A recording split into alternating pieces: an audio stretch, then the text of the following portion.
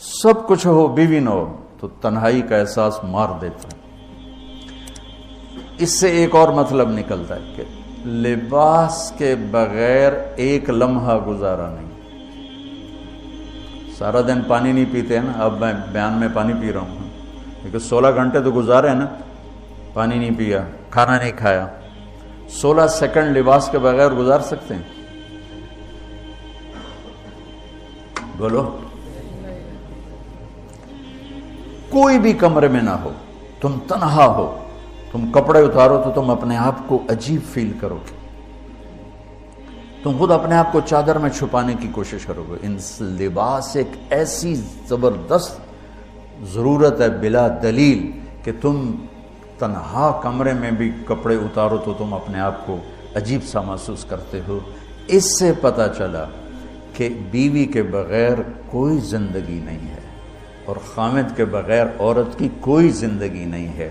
یہ ہمارا بدبخت معاشرہ ہندی کہ کسی بچی کو طلاق ہو جائے وہ گل سڑ کے مر جاتی، اس کی شادی نہیں ہوتی۔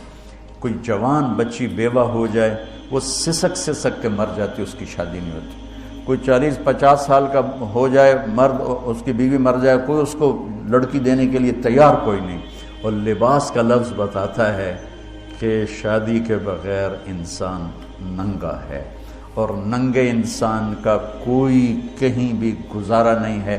لفظ لباس بتاتا ہے کہ ہم اس چیز کو رواج دیں کہ شادیاں ہوں، بیوہ کی شادی ہو، مطلقہ کی شادی ہو، کوئی کس کی بیوی مر جاتی ہے۔ حضرت ابن مسعود کا فرمان ہے اگر میری موت میں 10 دن باقی ہوں تو بھی میں شادی کر لوں گا اگر میری بیوی مر جائے تو۔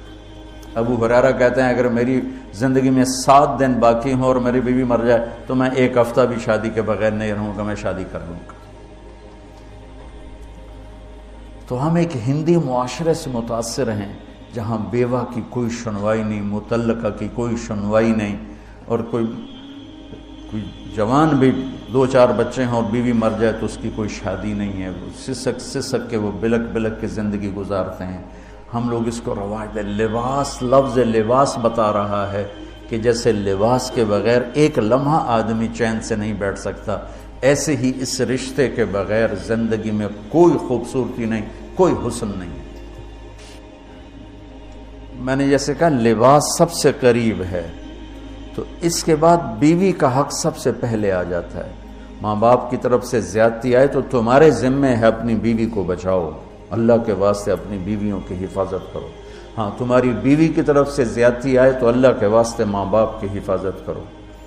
تو اس کا مطلب یہ نہیں کہ تم ڈنڈا اٹھا لو، اپنے اخلاق ایسے بناؤ، سپرنگ بن جاؤ، سپرنگ جو فریشر سے کو قبول کر کے دب کر کے نیچے چلا جاتا ہے۔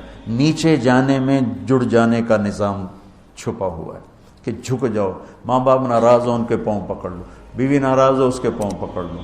ذلت میں عزت چھپی ہوئی ہے، ساری زندگی کا تجربہ بتا رہا ہوں۔ ذلت اللہ کی رضا کے لیے ذلت اٹھانے میں عزت چھپی ہوئی ہے۔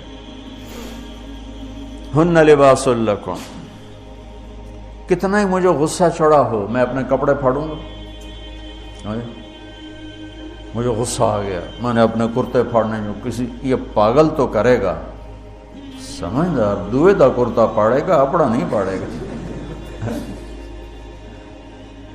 اب مجھے بیوی پہ غصہ چڑھ گیا تو میرا لباس ہے، اس کو تار تار کر دوں، گالیاں دوں، تھپڑ ماروں، تو ایسا ہی جیسے میں اپنے کرتے کو پھاڑ رہا اور اپنے کرتے کو تار تار کر رہا۔ بیوی کو غصہ چڑھے تو وہ اپنے کپڑے پھاڑتی ہے۔ کپڑوں کے لیے کتنے حفاظتی نظام ہیں، الماریاں بنی ہوئی ہیں اور ہینگر بنے ہوئے ہیں، کریز خراب نہ ہو۔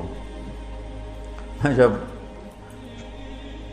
پڑھتا تھا نا لاہور تو اسکول میں یا کالج کا میں سب سے خوش لباس لڑکا کہلاتا تھا